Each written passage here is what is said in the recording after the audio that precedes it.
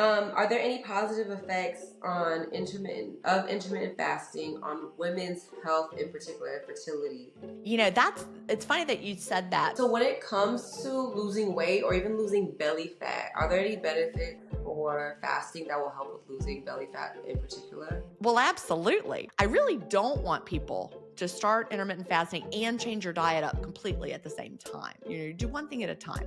Like, is it gonna affect your body even more if you fast and then break it with this really unhealthy food? Like, what are the effects of that? All they did was the fasting, and the rats had improved health benefits just from the fasting. So, and also my own personal study of one, I haven't been to the doctor for an illness since 2015. With people who have IBS, does intermittent fasting, has it been tested to prove that it helps IBS or gut health? Well, I can speak very much anecdotally about IBS in our communities. We do hear from people that have suffered with IBS and become intermittent fasters. We hear anecdotally that there is improvement. But intermittent fasting is the opposite. You get into it. The longer you do it, the better you get at listening to your body, the easier it gets.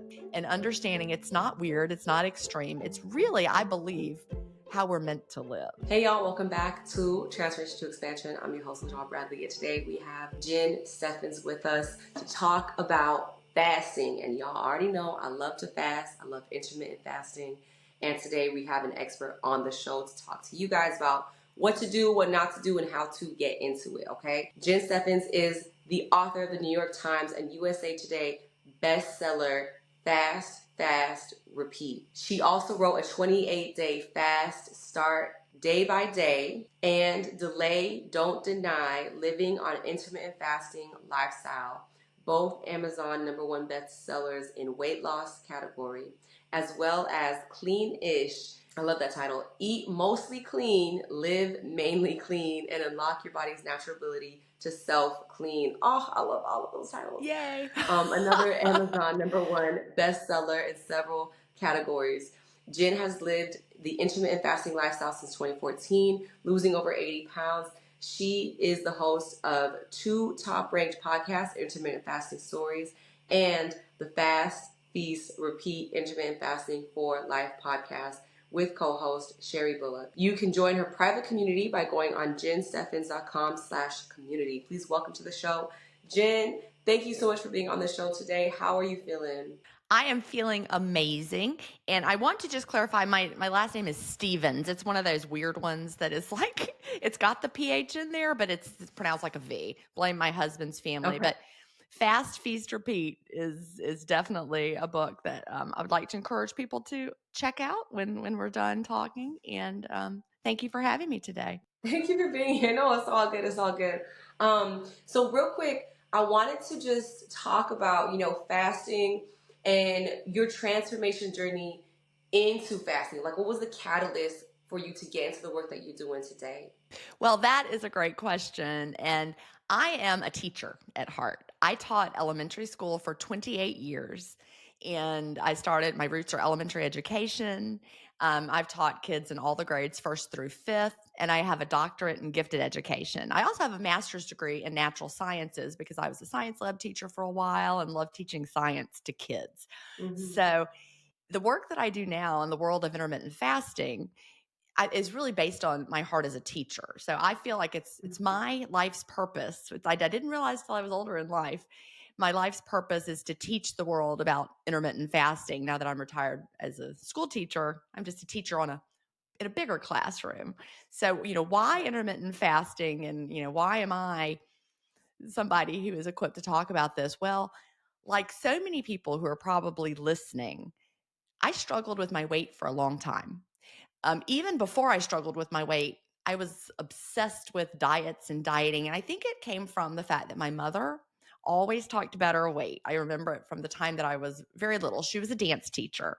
So she spent her life in tights and a leotard in the dance studio. And she was always picking apart her body flaws. And so I grew up, oh, our thighs are too big. Oh, that belly is not good. I grew up really obsessed with that. So even when I was a teenager, I was, hyper focused on, well, we got to diet to keep our bodies.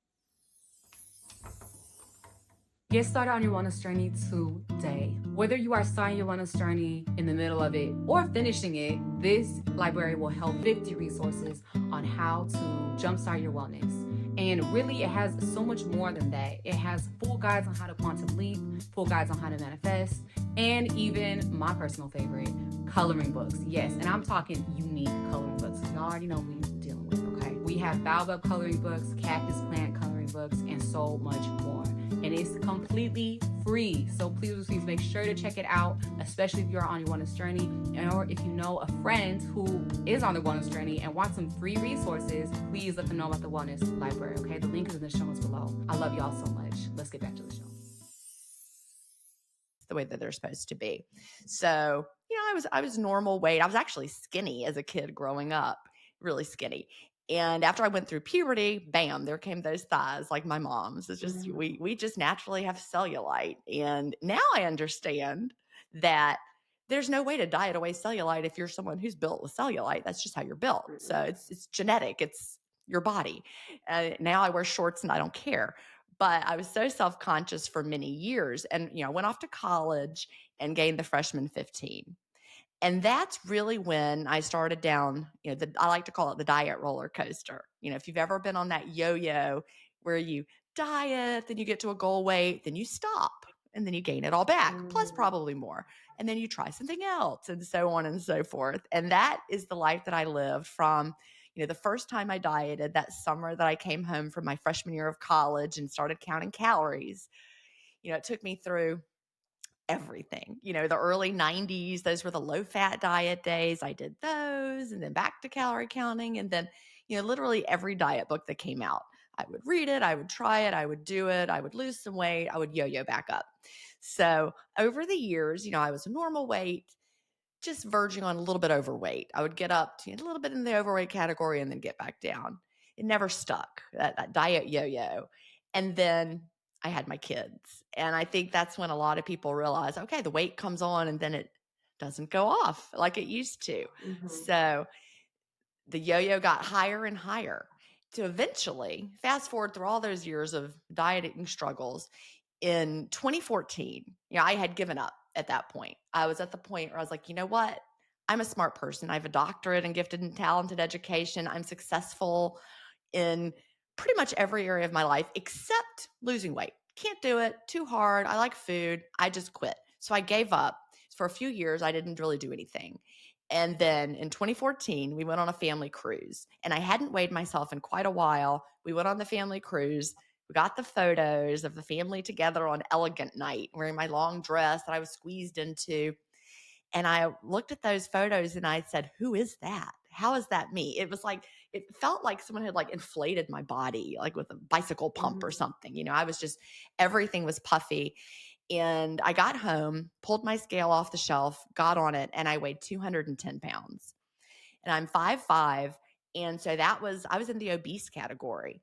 And I'm sure I'd been there for a while. I was in denial, really. I didn't want to know because I was kind of thinking, since I can't do it, I can't do it, no matter how hard I try, I might as well just not know. So finally, when I got back from that cruise and I thought, I can do this. I can figure it out. And that led me to intermittent fasting. I had heard of intermittent fasting prior to 2014, and I had dabbled in it a bit. Because, of course, I tried everything. I started dabbling in intermittent fasting in about 2009, but I didn't understand anything about it. A lot of that was because everything that was written about it at that point was all based on the idea that the only way or the only reason that intermittent fasting works is because you're eating fewer calories. So it was presented to us as it is a strategy for eating fewer calories. So you're not eating during this period of time, then you can eat what you want to eat. And that always appealed to me. But I like I said, I never gave it enough time. I dabbled in it. And I didn't understand that our bodies had to do a lot of adapting to become what we now know is metabolic flexibility. And when we're metabolically flexible, fasting suddenly isn't hard anymore. It's natural and it feels really good. So when I got off that cruise ship in 2014 and vowed this time was going to be different, I actually didn't go straight to intermittent fasting. I stumbled through some things this spring, this summer. I did keto for that entire summer. even though I had tried low carb many times before. Never lost a pound, by the way, on low carb. Well, I would lose 4 pounds when I started. I would lose the water weight. Then I would lose nothing else. And then the minute I started eating carbs again, there would come back those 4 pounds. So whole summer of 2014, didn't lose a thing. And I was so tired of eating that way because I didn't feel good. I don't like restricting foods. So I was like, you know what? Let's try intermittent fasting again. And it was August of 2014. I started intermittent fasting, and that time I never quit. So I went on to lose 80 pounds. It's now been 10 years. I've kept it off. I haven't yo-yoed. I'm still fitting into the clothes year after year. I'm not going up and down anymore. I don't have to do, restrictive diets in my eating window. And it's pretty amazing that finally intermittent fasting allowed me to stop that yo-yo diet roller coaster that I had been trapped on. And it is so much easier than those things I was trying to do before because you don't feel restricted. You're working with your body. It feels natural. You feel good. Of course, that's after your body is adapted, after you're metabolically flexible. It's such a natural way to live. And I genuinely believe our bodies are meant to be metabolically flexible. We're meant to be able to fast easily when food is not available. If you think back to our origins and how we lived, a couple thousand years ago, we were not, we didn't have grocery stores. We didn't have, readily available food. We had to have the energy to go out and hunt or gather or whatever we were doing. And we needed to be able to use food energy when we ate and the energy stored on our bodies when we weren't eating. So understanding intermittent fasting now in hindsight, I didn't understand it when I started, but I fully understand it now, and understanding it's not weird. It's not extreme. It's really, I believe, how we're meant to live. So long story there, but now I'm teaching the world about intermittent fasting, how to live it as a lifestyle. And you really change your whole life, your health, everything. Yeah. Oh, that's so. I really connect with your story because similarly, I mean, I didn't. It's kind of scary actually, but I think since middle school, I became like obsessed with dieting, and it's really funny too because I feel like the diets that I did do, they never really worked, but I still was convinced that they were going to work someday. So I would always go back and forth between different diets. And then, fast forward post college, I wanted to lose like my freshman 15. And so I combined like keto and intermittent fasting, to lose the weight that I wanted to. And of course it worked. But what I would do is I would have cheat days on the weekends. And so, and by weekends, I included Friday, of course. Yeah. So, but it worked. It worked. Right. Anyway, but I love intermittent fasting because it's a great introduction to fasting. It's a great way to introduce this normal process of giving your digestive system and really your whole body a break, because people don't understand. People say that your gut is your second brain. It really is. When we, because one of the benefits of fasting is that you're more focused, because when you are digesting food, like a lot of your body, including your brain, has to send signals to your gut to digest the food, right? So it's just like it distracts from you focusing from the work that you're doing. So there's so many different benefits. We were taught as kids that you need to eat because it gives you energy, right? Like, got to eat. You got to have a good breakfast before school so you'll be energetic. I kind of always knew that wasn't true because I always would get that slump after I ate. But when you look at lions, for example, lions in the wild, when they eat a big meal, what do they do right after they eat? They sleep. They don't eat a big meal and then run around. They eat and then they sleep because digestion takes a lot of energy. So when like right now we're talking, I'm fasted. I do my interviews in the fasted state. I'm working on revising the book that I wrote first, Delayed on Deny.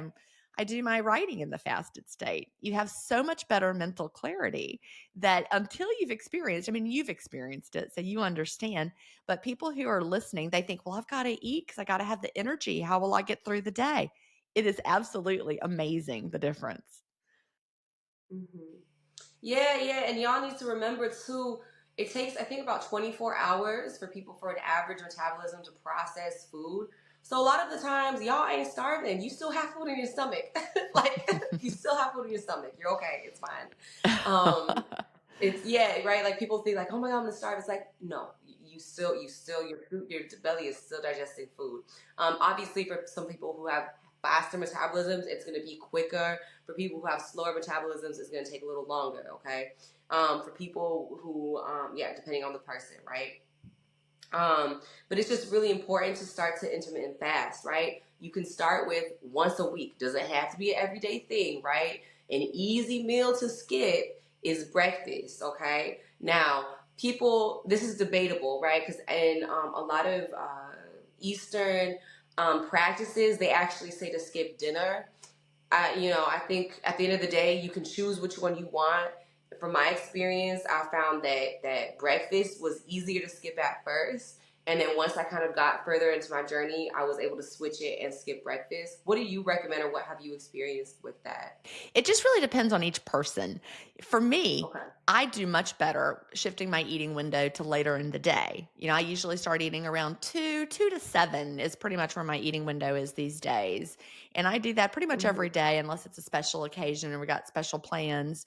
I don't track it. I don't, watch the clock and start and stop. I don't do that anymore because it's just really a lifestyle for me now. But the whole idea that there's one ideal window for every body, I reject that idea because we're all super different. I've been running. This farm isn't just any farm. It grows for Juice Plus. Juice Plus is farm-to-capsule nutrition made from 30 different non-GMO fruits, vegetables, and berries.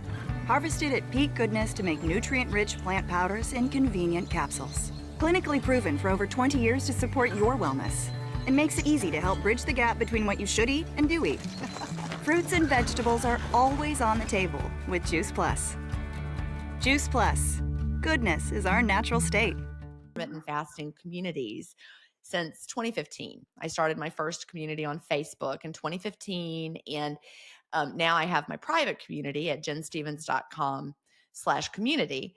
But one thing that's interesting is everybody finds their own sweet spot over time. There are people in our community that their sweet spot is a morning eating window. They feel their best when they wake up, eat in the morning to midday, close their window. They sleep better when they go to bed and the food is farther along the digestive process. There are people like that. However, more people tend to gravitate towards the afternoon to evening window. And, there may be many reasons for it. One of them is, of course, that's when our social activities tend to be grouped. Many of us, like me, we find better mental clarity and energy during the day, solid energy, steady energy while we're fasting. If I got up and had something to eat at 8 in the morning, I would need a nap at 10 o'clock or 11. I don't know. I used to have, mid-morning slump and afternoon slump, but now that I'm an intermittent faster, I don't have that anymore. So it's really a lot of you trusting that you are your own study of one and you can trust what feels good to you. Anytime any expert says, this is the only exact way you must do it, and it must be exactly in these parameters, and all bodies are better served to eat during whatever time, we're also different. I believe in bio-individuality. And, just look at, the way people tend to sleep differently. I am somebody that when 9 p.m. rolls around, I'm ready to go to sleep. And then I wake up bright and early. That's just how my biological clock is like that. On the flip side, my husband has a totally different biological clock. He is a night owl. So we finally, after we've been married for 33 years, we finally decided to stop trying to sync and go to bed at the same time, wake up at the same time. We just can't. Our bodies are different. I go on to bed at 9 o'clock. Good night. I'm in bed. He stays awake for several hours after I've gone to bed. And then I'm awake in the morning. I get up. I don't need an alarm clock. He sleeps for a few more hours after me. And so we're listening to our own biological clock. And, I could write a book saying everybody should go to bed at 9 o'clock and wake up at 5:30. But for someone who has a different kind of biological clock, that would be nonsense. So learning to listen to our body is super important. And it's a really important part of the intermittent fasting lifestyle, because there are people out there saying everyone should have a morning eating window. It's, better for you. Well, even if theoretically it was biologically better for all people, and of course I don't think that's true, but let's say for argument's sake that it was, if you can't apply it as a lifestyle, it doesn't matter if it's theoretically better. You're not going to do it. So if I tried to force myself to have a morning window because I felt like it was theoretically better, by the time, 6 p.m., 7 p.m. rolled around, I would be starving. And I don't sleep well if I'm hungry. I do not. So I've learned over time that if I start eating in the morning, I'm just going to have a long window that day. I need to eat dinner to sleep well. That's just me. And so I trust my body, and that's the most important thing about the process. I really believe is finding what works for you. And we say tweak it till it's easy in our community, because intermittent fasting should feel easy when you're in the right groove for your body. We've all done those diets that the longer we do them, the harder they feel, like a low calorie diet. When you're trying to eat low calories all day long and you're eating your little 300 calorie breakfast and your 100 calorie snack pack, and then you're just like trying to eat 1,200 calories over the course of the whole day. And the longer you do that, the worse you feel. And then finally your body just says, stop doing it. But intermittent fasting is the opposite. You get into it. The longer you do it, the better you get at listening to your body, the easier it gets. So learn that you can really trust your body to let you know what is right. You don't have to listen to me when I say I eat in the afternoon. You might be someone who does better in the morning. And trust yourself. I want everyone to feel empowered to choose what feels right to them. No matter what this expert or that expert says everyone should do, trust yourself. Right, exactly. I love that. Yeah, I mean, I was gonna say like my window's from like 11 to 5. Yeah.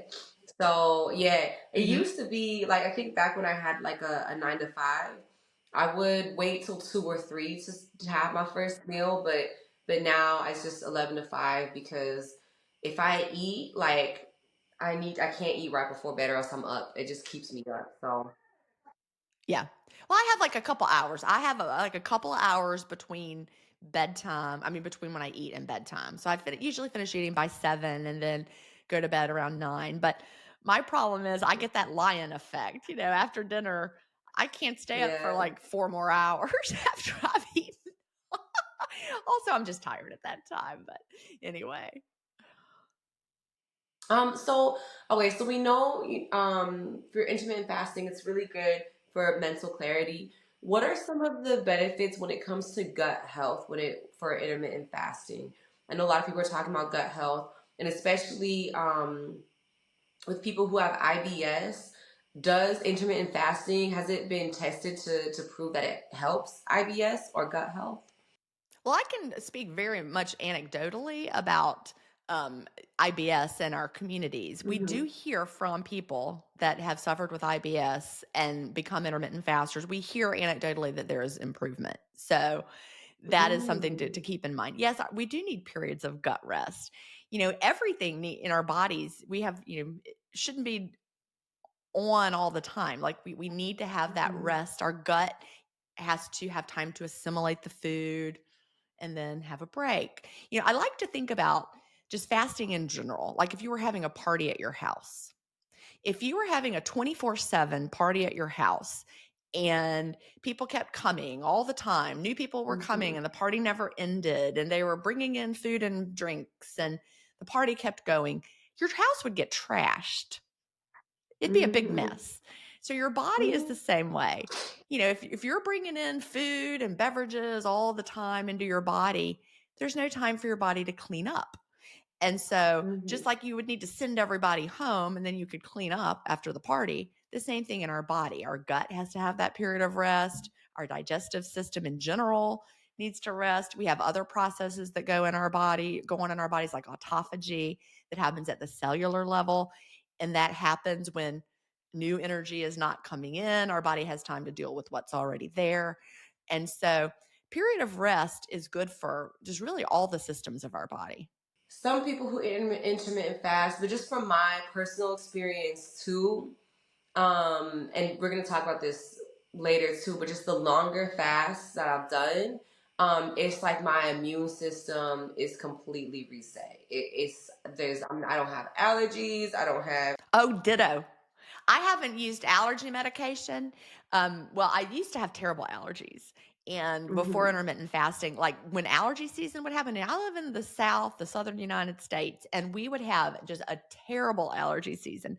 And I would need to take something every day throughout the whole year. And then when allergy season hit, I also had to take Benadryl every day.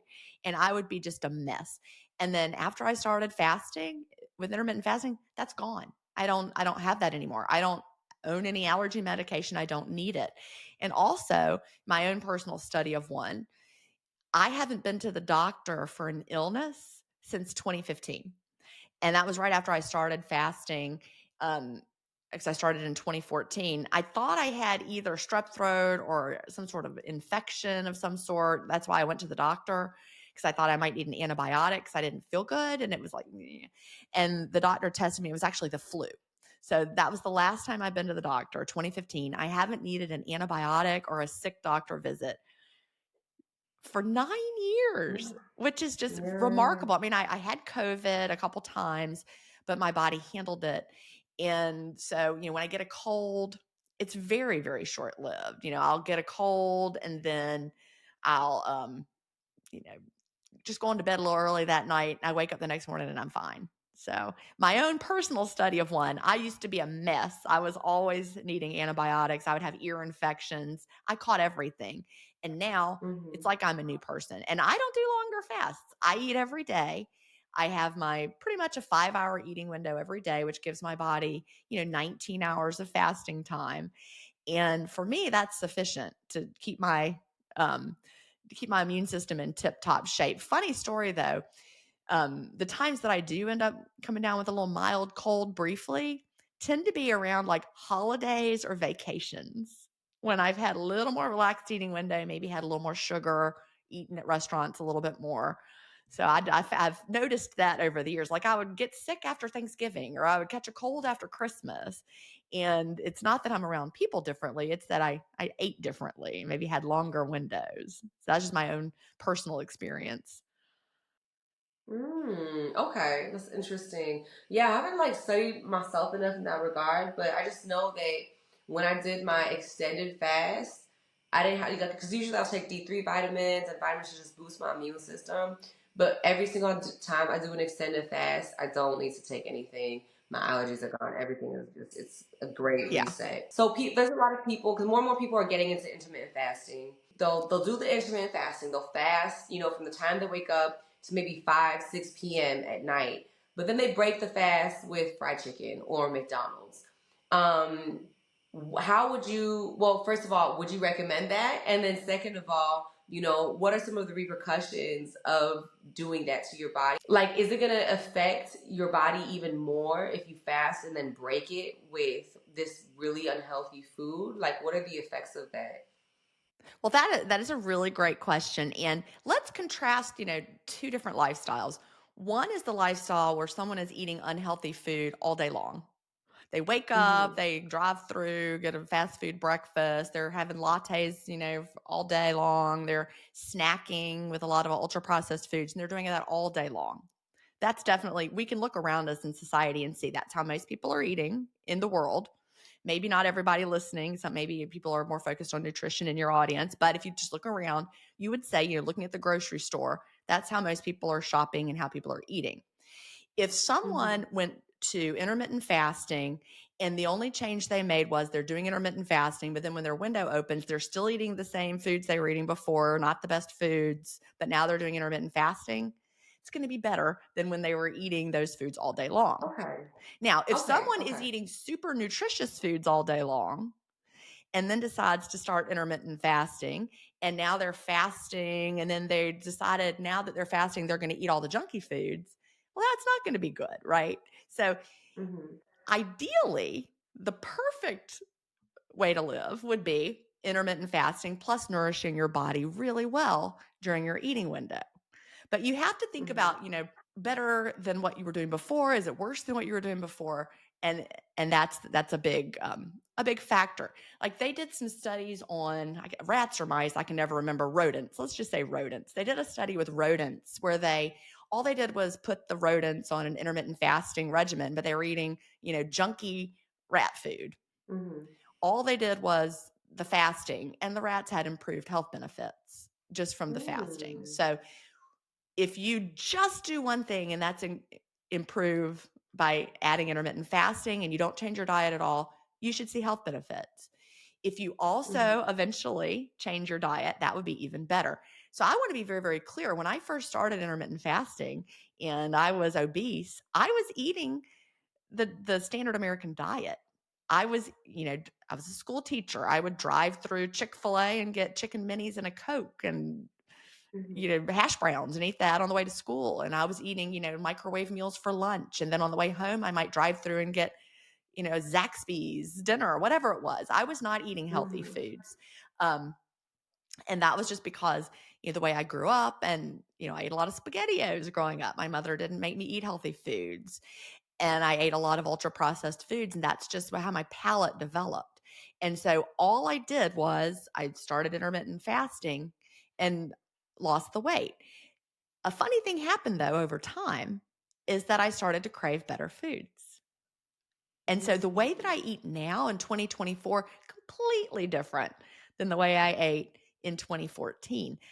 If I tried to go back and eat, I can't even think of the last time I've had anything from Chick-fil-A. I don't think I would like it anymore. I don't like fried food so much. I like, I'm really into vegetables. I love Brussels sprouts and, things I never would have eaten before. So I would just encourage people, just start where you are right now with intermittent fasting. I really don't want people to start intermittent fasting and change your diet up completely at the same time. Do one thing at a time. So yes, food quality matters. To nourish your body, you need to put nutrients in it. And that's super important. We're not going to be our healthiest selves if we're not giving our bodies the nutrients that we need. And I understand that a whole lot more now. But again, growing up, going back to what we learned in school, I remember nutrition was like, well, you need vitamins and you need minerals. And so my mom bought me Flintstones vitamins. I'm like, well, there's the vitamins and the minerals. I can have those beside my SpaghettiOs and I'll be just fine. And then you look at the SpaghettiOs and it's fortified with vitamins and minerals. So I gave my children Yoo-Hoo in their sippy cups. Have you ever read the ingredients list on Yoo-Hoo? It was terrible. Well, but if you look at the back of it, I didn't know what I was doing. I was, upper 20s, early 30s. I just knew it had all those vitamins and minerals on the label. That looked really good for you. I was so confused. Now, I'm appalled, but it's really what we were taught growing up. We just didn't understand all the phytochemicals in the plants, and we didn't know. We just thought, oh, Flintstones vitamin, now we're good to go. But really, the real foods are always going to be better for your body. How would you recommend somebody breaks their fast for intermittent fasting? That's also going to be highly individual, and you will figure out over time what works really well for you. There are people out there giving prescriptive approaches, like you must break your fast with this combination of macros. No, food should not be that complicated. I don't count macros. I never will. You need to eat something that makes you feel great after you eat it. Here's an example. If I went to Starbucks and bought a cookie and got a latte and opened my window with that, I would feel terrible. It would, send my blood sugar through the roof, and then it would crash and I would feel horrible. That would not be a good thing to do. I also can't open my window with nuts. They make me feel queasy on an empty stomach. Why? I don't know. But other people might do great opening with nuts. They always open with nuts. They feel wonderful. Your body lets you know over time. I do better opening with, the more vegetables I have, the better I feel. I do great with things like beans. Lately, I've been doing more Pilates and swimming a lot recently. It's summer here. And so I think my body's crying out for a little more protein. So I've been craving, I've been having a sandwich on Ezekiel bread. I love Ezekiel bread. Have you ever had Ezekiel bread? It's so good. It's in the freezer section here in the United States, but it's made with sprouted grains. So it's a really hearty sprouted grain, high fiber bread, and it's delicious. And so I'll just put some really high quality, roast beef on there, for example, and some organic cheese, and I'll eat that. Right now, that's been hitting the spot. Whereas sometimes I might open my window with, beans and vegetables over rice or something like that. So Those foods make me feel great after I eat them. Now, I love cheese and crackers, but if I open my window with cheese and crackers, that is not going to satisfy me. And then I'm going to be wandering around the kitchen looking for something else to eat. So for me, I need something that's got a little bulk to it, some fiber, combination, really carbs, protein, and fat, that well-balanced meal your grandparents might have talked about. That makes me feel satisfied. And I've just learned that over time. So everybody listening is free to experiment to see what makes them feel great. For somebody else, it might be a big salad, might be the thing that makes them feel great. I have a friend who practices Ayurveda. I never say it right. Do you know how to say it? Ayurveda. Yeah, I never say it right. I always say it wrong. But she looked at me and she said, "You should not eat salads." And I'm like, "What?" She's like, "You're whatever it is. My type is somebody who shouldn't eat salads." I'm like, "That's so fascinating." I think there's a lot of wisdom in the Eastern practices that, we may not know. But for whatever reason, she was like, "That doesn't work for you." And I'm like, "That's so interesting because I don't like to eat a lot of salads." Again, my body let me know. That doesn't mean I never eat a salad, but you get the point. There's no way, again, bio-individuality. There is no best way universally for someone to open their window. I wouldn't do well opening with a smoothie. That would, again, my blood sugar would go up too quickly and then I would crash. I can have a smoothie at the end of my window if I want. But other people are fine with like a smoothie or a juice or something. So it's just really a matter of being your own study of one, experimenting, and trusting how you feel. And your body is going to steer you in the right direction. Okay. So when it comes to losing weight or even losing belly fat, are there any benefits for fasting that will help with losing belly fat in particular? Well, absolutely. When you're fasting clean, which we can talk about in a few minutes, what it means to fast clean. When you're fasting clean, you've got a lot of stored fuel on your body. We all do. Even if you're lean, you still have thousands of calories of stored fuel on your body. And so what's your body going to do when you're fasting? Well, it's going to use what's already there. It's going to use the glycogen out of your liver. It's going to use glycogen out of your muscles, but it's also got no other choice than to tap into stored fat because you're not putting in any more fuel. It has nothing else it can do but burn that stored fat. Because you're fasting clean, your body is finally able to get to all that stored fat and use it. And so, like, let's say someone has a lot of visceral fat, which is, that belly fat that we're talking about, or maybe they have a lot of fat stashed in their liver. Fatty liver disease is a huge problem these days, not just from people who are drinking. Non-alcoholic fatty liver disease is just so many people have it and they might not even know it because, again, people are really like, the word I think we would use to describe it is like energy toxicity. We have too much energy coming in. Most people are putting in too much energy and our body has to stash it away. Like that's why your liver becomes fatty because your body is like, well, I got to put this somewhere. And so then, maybe people are drinking sodas or having too much sugar and that can really lead to the fatty liver. So when you're fasting, your body can use that fuel that's been stashed away where it shouldn't be, all around your internal organs, that dangerous visceral fat, the fat in your fatty liver. That's what your body's hopefully going to go for first because that's the worst kind of fat. Our body wants us to be healthy. So it's going to choose what's the biggest priority. Maybe not your hips and thighs, ladies, but it's going to say, oh, let's clear out this fatty liver first. I have a friend who's she's one of the admins of my online fasting community, and she started doing intermittent fasting years ago, and I've had her on my podcast, and she did not lose any weight on the scale, like for months, no weight on the scale. She's like, I'm not sure this is working for me. But she went to the doctor, and from the time she started intermittent fasting to the time she went back to the doctor, she had completely reversed her fatty liver. Wow. So she had fatty liver, did intermittent fasting, fatty liver gone. So was intermittent fasting working for her? Yeah. It was taking away some really dangerous fat. Now, it didn't show up in the size of her blue jeans, but her body was a lot healthier. When you have a healthy liver, everything's going to work better because your liver is a very important organ and you want it to be able to do its job. keeping you healthy. It's a very powerful detox pathway in your body. So yes, fasting is the absolute best way to get rid of any kind of extra fat that you've got, but your body's going to decide which fat to take away first, not you. Right, of course. Yeah, well, yeah, because your body knows what needs it more, which organ needs it the most. Um, okay, cool. So let's get into, so we talked about intermittent fasting. Let's get into, I guess you called it clean fasting, or I guess I would say a water. Are you talking about a water fast or? Well, it doesn't have to be water. Well, the clean fast is something that I developed over time based on what I learned about the body and what happens while we're fasting. Why are we fasting? What are the things that we're trying to do, and what would help support those goals? So we have 3 fasting goals, and the clean fast supports those 3 goals. So the first fasting goal is we want to keep our insulin low. So you might be like, well, is she talking about insulin? Isn't insulin just something that has to do with diabetics? And actually, no. I'm sure everyone listening has heard of insulin resistance, right?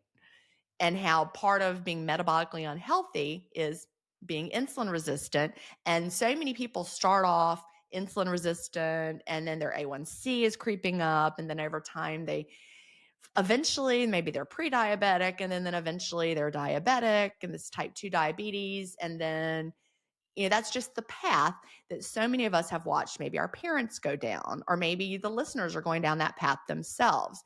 So there's a really interesting book called Why We Get Sick. Dr. Benjamin Bickman wrote it, and he connects having chronic high levels of insulin with so many of today's modern chronic health problems.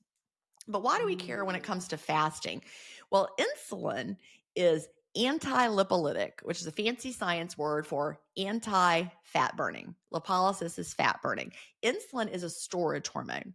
So if you have high levels of insulin, then your body is in storage mode, and you're not going to be able to use that stored fat for fuel very well. So we want to keep our insulin low during the fast. Fasting is the best way to do it. So our bodies release insulin in response to eating. If you're going to eat something, then your body's going to know your blood sugar is going to be going up. So your body releases insulin to keep your blood sugar within normal ranges. That's how it's supposed to work. But our body also releases insulin if it thinks we're eating. So for example, let's imagine you're having a diet soda. We've been trained by diet culture that diet sodas or 0-calorie diet beverages or flavored waters, that those are perfect if you're trying to lose weight because they have 0 calories, because we've been trained on calories, not in actually how our bodies work, right? So we have something called the cephalic phase insulin response. Cephalic is the brain. And what happens is you taste the sweetness of that diet soda, or maybe you put some lemon in your water and your brain tastes that, knows it's coming in. Or you have like a LaCroix, like a strawberry flavored LaCroix or something, and your brain senses that sweetness or flavor are coming in. And so your brain says, I know what to do about sweetness, because in nature, think about everything that's sweet in nature: fruit, honey, sugar. That's going to give your body a blood glucose rise. You're going to need insulin to deal with that. So we taste sweetness, we taste food, we taste these flavors. Our brain says insulin's about to be required. Let's get ahead of it. Let's go ahead and pump out some insulin. So we have the cephalic phase insulin response. We don't want that while we're fasting. We want to keep our insulin low. So we do not ingest anything that is going to have a sweetness to it, or a fruity flavor, or a food flavor, because we don't want our body to think that that it needs to release more insulin. They did a really interesting study with rodents again, where they painted the little rat's oral cavity with an artificial sweetener, and they had an insulin response. And then, this isn't very nice for the little rats, but they severed the nerve from the tongue to the brain, so they could no longer perceive the sweetness. Repeated it, no insulin response. So it's the taste that's connected with it. So we don't want to taste anything that is sweet or fruity or food-like. So that's one. Fasting goal 1, keep insulin low. Fasting goal 2 is we want to tap into our stored fat for fuel. And we do that by not putting in new sources of fat. Like there's a certain train of thought and certain fasting communities, not mine, but others, that you can put butter in your coffee and that's just fine, or MCT oil is going to be just fine. Well, you may not have an insulin response from MCT oil, though I think you probably would from butter, but you're going to be using that fat instead of your stored fat. So if your goal is to tap into your own stored fat for fuel, you don't want to be taking in cream or butter or MCT oil. You don't want to take in any of that. And then the third fasting goal is we would like to have increased autophagy. Autophagy is our body's cellular housekeeping that starts to go on when nothing's coming in. Our bodies start cleaning things up, cleaning up our cells, recycling old junky proteins. So we don't want to take in any source of protein. So that would mean you don't want to have bone broth. That's not fasting because that has protein in it. That's food for the body. So what can you have to have the clean fast? Well, obviously water, plain water. I've got some right now. Got my plain water, no flavors, no water enhancers, nothing added to it. Sparkling water is also fine as long as, again, it's not flavored, no sweeteners, just plain sparkling water. Also, black coffee and plain tea are fine for the clean fast because a bitter flavor profile like you would have with black coffee, and I mean actual coffee, don't get your vanilla flavored coffee, don't drink mushroom coffee, I'm talking about real actual coffee. Bitter flavor profile of plain coffee and actual tea, and again, I'm not talking about all those herbal teas like apple cinnamon delight or whatever, actual tea from the tea leaf, those have a bitter flavor profile. So those flavor profiles are not going to cause your body to have an insulin response. You can still tap into your fat for fuel with, actually coffee is shown to help you burn fat. So that helps with that fasting goal. And also black coffee increases autophagy. So black coffee and plain tea actually work together with all three of our fasting goals. So that's it. If you just stick to plain water, plain sparkling water, black coffee, nothing added, not even a little bit of almond milk, not even a little splash of that, and then plain actual tea, whether that's green tea, black tea, whatever, white tea, not to be confused with putting milk in your tea because you don't want to have any milk in there, but that would be the clean fast. Okay, yeah, and I just wanted to add to a lot of traditional Chinese medicine practitioners, they talk about how drinking or eating bitter foods actually helps combat your your craving for sweet things too. So if you want to like lower insulin levels, they say eat more bitter foods. Exactly. Yeah. Absolutely. So real quick, I wanted to talk about a water. Have you done any extended water fasts in the past? I did long time ago. I've eaten every day since 2016. In 2016, I did a little alternate day fasting.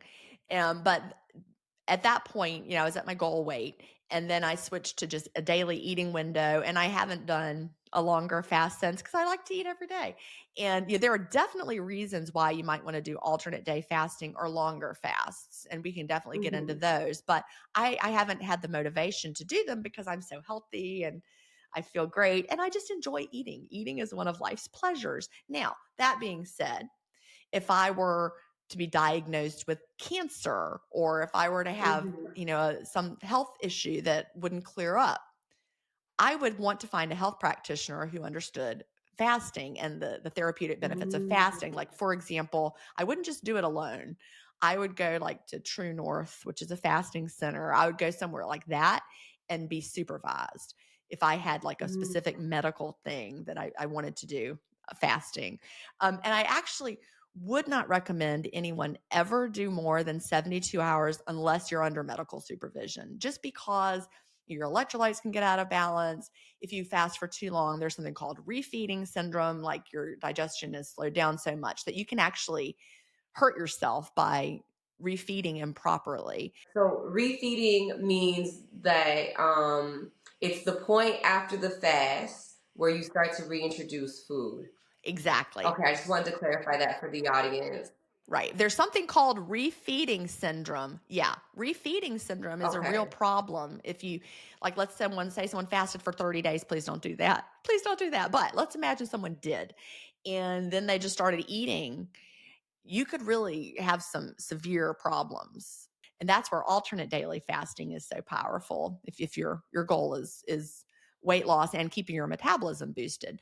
They did a study. This was not with intermittent fasters. This is normal people who were not typical fasters. So that's important. But they had them fast for 72 hours. And they measured what was going on in their body for that 72 hours.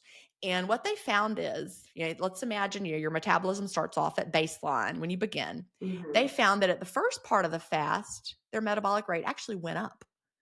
Metabolism went up. And then at a certain point along the way, it started to go back down. So it was on a downward trajectory. By the time they got to hour 72, their metabolic rate was not lower than it had been when they started, but it was on that downward trajectory. So that lets you know, you could theorize that if they had kept going, which they didn't, they stopped at 72, but had they kept going, you could think that probably eventually it would have been lower and then lower and then lower. So that's just something to keep in mind, because we don't want to slow our metabolic rate. We want to be able to have our metabolic rate boosted so we can keep the weight off that we've lost. So that's another one of my caveats about the longer fasting. When I first started my first Facebook group in 2015, again, I didn't know anything, and I hadn't read Dr. Furman's work, but we were just fasting and trying things out. We had several members of my earliest support group who are like, I'm just going to fast for 21 days and I'm going to see what happens. And so they did. And they lost a good deal of weight. And then every single person who experimented with those longer fasts ended up with some binge behavior following that. And then they got trapped in the cycle of binging, and then they gained the weight back, and then they felt like failures. Now, looking back, we understand why. Because if you over diet, over restrict, over fast, your body sends you the signal of, this is not good. You need to eat. That's your body trying to save you. That's biology wanting to keep you alive. And so the Minnesota starvation experiment, they did that in it was after World War II. They studied some conscientious objectors and they put them on really low calorie diets. And the longer they did those low calorie diets, their binge behavior picked up. So we know that's our body's protective mechanism. So anybody who's ever tried to do a really low calorie diet for a long period of time, and then you end up with binge behavior afterwards, that's your body trying to protect you. So we don't want to do any kind of fasting that leads to us having binge behavior once we reintroduce food. That's just really important, because that's like a danger sign from your body that you overdid it. Again, honoring your body, listening to your body will let you know. Okay, so in terms of intermittent fasting and weight loss, what is the best intermittent fasting practice that you found that really helps with weight loss? Well, again, that word best means that there would be one best way for everybody, and I don't think that there is. It really depends on your body, your metabolic health, how active you are, so many things. A daily eating window approach is a great strategy. It's how I recommend everyone begin. So like if someone is brand new, my book 28-Day Fast Start Day by Day will help you become metabolically flexible as you follow one of the plans that you pick, where you're gradually, you start off, like you said at the beginning, you're just skipping breakfast, that's it. Then you gradually are shortening your window over the 4 weeks, depending on which plan that you choose. You're learning how to fast. You're fasting clean. Your body is becoming metabolically flexible. And then you keep doing the daily eating window approach, also known as time-restricted eating. You see how your body does with that. We see, the first 28 days, we don't expect weight loss because we're learning how to do something new. Our body's not metabolically flexible yet.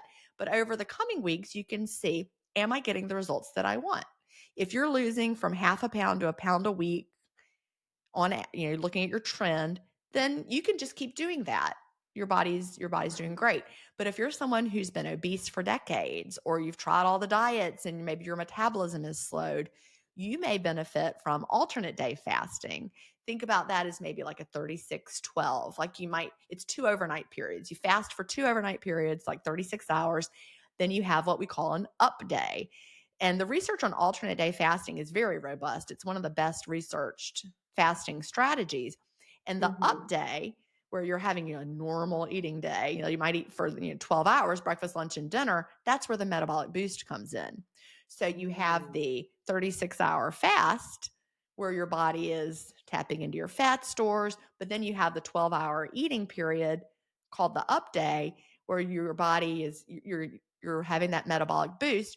The participants in the research were actually told to slightly overeat on the up day. They were instructed to eat 125% of their body's daily caloric needs. That's where that metabolic boost comes in. So you're not going to have, the metabolic slowdown. You're not going to have the problems associated with, if you were like doing a low calorie diet every single day. Are there any positive effects on intermittent fasting on women's health, in particular, and fertility? It's funny that you said that because I just got a message in my community right before we started. And can I pull that up and read it to you? I won't say her name. I just got this message. Let me see. I'm going to my community right now. Here it is, going to my messages. And I hadn't had the chance to reply to her, and I won't say her name, but she just said, hi, Jen. I'm a 36-year-old high school teacher. While I'm sure you get this a lot, I just had to say how very grateful I am for you. Thanks to IF and your amazing books and IF Stories podcast, I was able to not only lose weight, but I genuinely believe that after 7 years of trying and giving up hope, my husband and I welcomed our first child this past November thanks to IF. Whenever I felt overwhelmed or just needed a pick-me-up, I turned on your podcast and listened to the stories of others. It helped me to lose 35 pounds in 5 months, reset my A1C from 9.2 to 5.1, and my hormone levels changed enough that I was able to conceive. I won't read the rest, but she's back. She's back to intermittent fasting because she's had the baby. We don't fast while we're pregnant. We don't fast while we're breastfeeding. But anyway, we hear this all the time, especially if someone has PCOS, which is very common. PCOS is really an issue with too much insulin. It's linked to high levels of insulin resistance. And I actually had an OBGYN on my podcast 2019 or so, Dr. Cecily Ganhart, and she uses intermittent fasting with her PCOS patients to actually improve fertility. So anyway, we hear these stories all the time, women who had PCOS or were struggling with infertility, and they actually were able to conceive. So anyone who says women shouldn't fast, it's bad for your hormones. What's bad for women's hormones is over-restriction. Like if someone is following the typical dietary advice to have 1,000 calories a day and go work out hard at boot camp, that is terrible for your body. That is terrible for your hormones. But my book is Fast, Feast, Repeat, not fast, eat a little tiny diet meal, repeat. We're nourishing our bodies well in our eating window, and we're listening to our bodies, and we're no longer punishing our bodies and trying to eat less and move more. We're just naturally listening to our hunger and satiety and letting things get back into balance. Okay, perfect. Sorry for the last question. Where do you see yourself expanding from here? Expanding from here? Well, I'm revising my first book, Delay, Don't Deny, and I want to get that one into more hands because, my book, Fast, Feast, Repeat, that was a New York Times bestseller, is very science-y. It's science heavy, and it's just a little too science heavy for some readers who just want, tell me what to do, keep it simple, give me the basics. So I see myself expanding my reach, bringing intermittent fasting to more people. It's the teacher in me. And, we're in this era where the food system is so terrible that obesity is left and right and everywhere we look. And it really just, I think it comes down to, what we're eating and how much we're eating. And so we're turning to, drugs and injections and all of this. And the message right now in society seems to be, it's not your fault, nothing you can do, you're broken. Here's a shot. The shot will fix you. Yeah, what's the new shot that's out for diabetes? What is it called? Ozempic, Mounjaro, they've got a bunch of different names, but it's really being pushed in America as, we know that, you're having trouble with your weight, America. It's not your fault. Your body's just broken. Take this shot. And the problem is that our bodies are broken from the food and from eating all the time. And we have high levels of insulin, and we're eating food that, we're overnourished. We're overfed, but undernourished. Let me say that again. Overfed, but undernourished. The Jen that was obese in 2014, I was completely overfed because I was obese, but I was undernourished because I was eating junk. And I never knew it was time to stop eating. I didn't have the stop eating signal because my body was searching for nutrients. And so I was like, I could eat a big, giant McDonald's meal and be hungry an hour later, because were there nutrients in that meal? No, just empty calories. So I want to help people continue to realize that the answer is not from the pharmaceutical industry. The answer is not in punishing your body and feeling bad and starving yourself. Intermittent fasting sounds like you're starving yourself, but it's the opposite of that, because you're finally allowing your body to use the stored fuel that's already there. It's already on your body. Your body can finally use it because you're fasting clean. And then you nourish your body well during your eating window, and you're in balance, and you're going to feel so much better. And never forget, you're your own study of one. And that's the message I want to keep getting out there. Trust your body, trust real food, trust intermittent fasting. Perfect. Oh, I love that. Well, thank you so much, Jen, for being on the show today. Everybody, please make sure she has a free PDF of the Clean Fast. It is available in the link in the show notes below. Please make sure to check her out on Instagram and buy her book if you want to have that introduction to intermittent fasting and really changing your lifestyle to really be in alignment with intermittent fasting, so you can have a better balance to your whole system, okay? Your immune system and digestive system, and of course your mental system too, getting that mental clarity daily, okay? Thank y'all so much for being here.